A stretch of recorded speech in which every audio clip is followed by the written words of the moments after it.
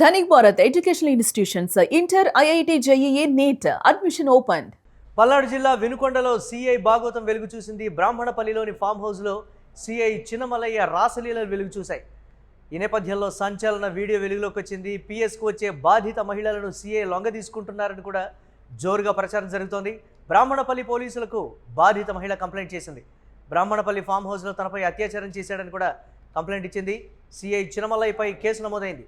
విచారణలో భాగంగా బ్రాహ్మణపల్లిలోని సిఐ బాధిత మహిళ ఇళ్ల వద్దకు వెళ్లారు. వినుకొండ పట్టణ సిఐ ప్రభాకర్ పోలీసులు రావడాన్ని గమనించి మల్లయ్య పరారయ్యాడు. అత్యాచారానికి సంబంధించి ఆధారాలు సేకరించింది క్లూస్ టీం. సిఐ తనను చిత్రవద చేశారంటూ కూడా బాధిత మహిళ ఆరోపించింది. సిఐని ఉన్నతాధికారులు కఠినంగా శిక్షించాలంటూ కూడా డిమాండ్ చేసింది. 5 గంటలకు వచ్చారు సార్ బ్రాహ్మణపల్లి. వచ్చిన తర్వాత 5:30కి నేను చెప్పేసి ఇంటికి వెళ్ళిపోయాను. మా వారు వస్తే మా వారిని తీసుకొని ఇంటికి వెళ్ళిన తర్వాత ఇంకా ఫోన్ లేదు, ఏం లేదు నాకు అక్కడ పరిస్థితి గురించి. మళ్ళీ తర్వాత నెక్స్ట్ డే మా పనుల కోసం మేము అక్కడ ఉంటున్నాం కాబట్టి ఉదయాన్నే 7:30కి మా వారిని తీసుకొని నేను బ్రాహ్మణపల్లి వచ్చాను. బ్రాహ్మణపల్లి వచ్చిన తర్వాత మా వారు 8:15 వరకు పని చేసేసి మిల్లుకి వెళ్ళిపోయారు, రైస్ మిల్కి. ఆయన చేసే వర్క్కి వెళ్ళిపోయారు. వెళ్ళిన తర్వాత ఆయన ఎప్పటి నుంచి అయితే నా మీద అనుకున్నాడో ఏమో నాకు తెలీదు. ఇసుక ట్రాక్టర్లు అవన్నీ వచ్చాయి, అవన్నీ తోలించుకున్నారు. తోలించుకున్న తర్వాత నాకు ఎప్పుడు చెప్పలేదు, అసలుకి చెప్పకుండా అసలు ఆయన ఎప్పుడు గేటుకు తాళం కూడా వేయరు. అలాంటిది బయట గేటుకు తాళం వేసి వస్తాను అన్నారు.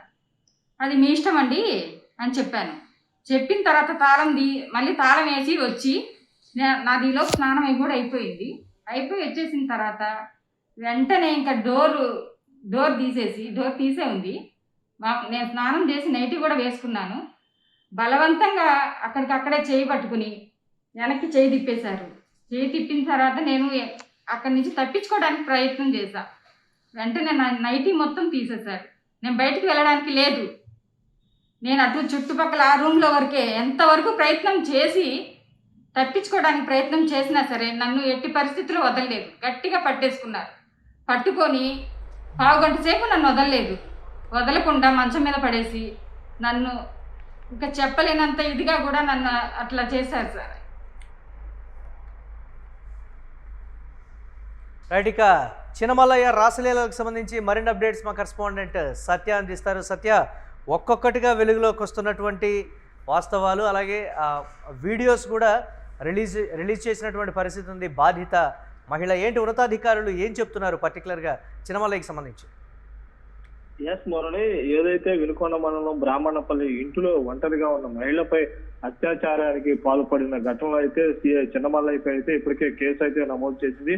పోలీసులు కూడా దర్యాప్తు ప్రారంభించారు. పూర్తి వివరాలు సేకరించే పనిలో కూడా అయితే పోలీసులు పడ్డారంటే వినుకొండ పట్టణ సిఐ ప్రభాకర్ ఆధ్వర్యంలో అయితే విచారణలో భాగంగా ఎవరైతే ఈ సిఐ చిన్నమల్లయ్య ఉన్నారో వారి ఇంటికి బాధిత ఇంటికి కూడా అయితే ఈ ప్రభాకర్ వెళ్లి అక్కడ ఉన్న పూర్తి సమాచారం సేకరించే పనిలో కూడా పడ్డారైతే వినుకొండ పోలీసులు రావటాన్ని చూసి చిన్నమల్లయ్య పరారైనట్లు కూడా అయితే మనకి సమాచారం జరుగుతుంది. అయితే ఇంకా అక్కడ ఉన్న ప్రజలు కూడా చాలా ఉన్నాయి, ఇంకా ఒకదాని ఒకటి బయటకు వస్తూనే ఉంటాయని కూడా అయితే అక్కడ ఉన్న ప్రజలు కూడా అయితే చెబుతున్నారు. అయితే చిన్నమల్లయ్యపై ఇప్పటికైతే కేసు కూడా దర్యాప్తు ప్రారంభించారు. అయితే ఇప్పుడే తాజా తెలుస్తున్న వార్త అయితే చిన్నమల్లయ్యను గుంటూరు రేంజ్ ఐజీ సర్వశ్రేష్ఠ త్రిపాఠి కూడా అయితే సస్పెండ్ చేసినట్టు కూడా అయితే మనకి ఎస్పీ కార్యాలయం నుంచి కూడా అయితే సమాచారం అయితే వస్తుంది. అయితే ఇలాంటి నిందితులని సస్పెండ్ కాకుండా ఇంకా ఏదైనా కఠినంగా శిక్షించాలని కూడా అయితే అక్కడ ఉన్న బాధితురాలు కానీ అక్కడ ఉన్న ప్రజలు కానీ కోరుకుంటూనే ఉన్నారు. అయితే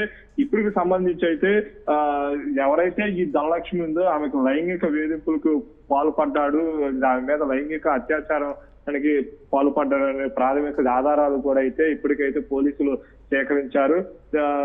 కేసు కూడా నమోదు చేశారు. ఇక్కడ ఉన్న నరసరావుపేట కోర్టులో కూడా అయితే ఆ బాధిత మహిళ ఆరోపించింది. అలాగే చిలకలూరిపేట కోర్టులో కూడా అయితే ఆ బాధిత మహిళ ఆరోపించి అంటే వారు చెబుతానే ఉన్నారు. కానీ చిన్నమల్లయ్య లాంటి అనేక ఉదాంతాలు మనం చూస్తూనే ఉన్నాము. పల్నాడు జిల్లాలో ముఖ్యంగా పల్నాడు జిల్లాలో ఉన్న పోలీసు వ్యవస్థ మీద కూడా అయితే కొన్ని ఆరోపణలు వస్తూనే ఉన్నాయి.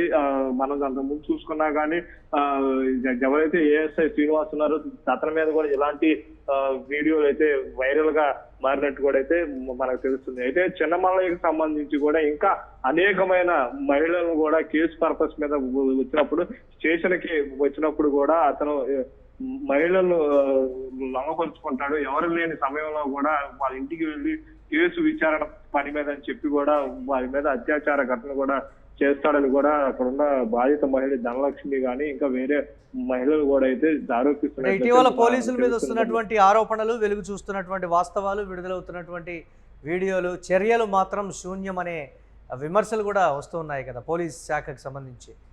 ఏంటి ఉన్నతాధికారుల చర్యలు ఎందుకు తీసుకోవడం లేదనే విమర్శలు, దీన్ని ఎలా చూడాలంటారు? ఎస్ మురళి, ఏదైతే పోలీసు ముఖ్యంగా పల్నాడు జిల్లాకు సంబంధించిన పోలీసు వ్యవస్థ మీద కూడా కొన్ని ఆరోపణలు కానీ కొన్ని వీడియోలు కూడా మనం చూస్తూనే ఉన్నాము. కానీ ఉన్నతాధికారులు మాత్రం వారిని సస్పెండ్ చేసి ఉంటున్నారు కానీ మిగిలిన చర్యలు ఎక్కడా కూడా పాల్పొనట్లేదని కూడా ప్రజల్లో కొంత ఆరోపిస్తున్నారు.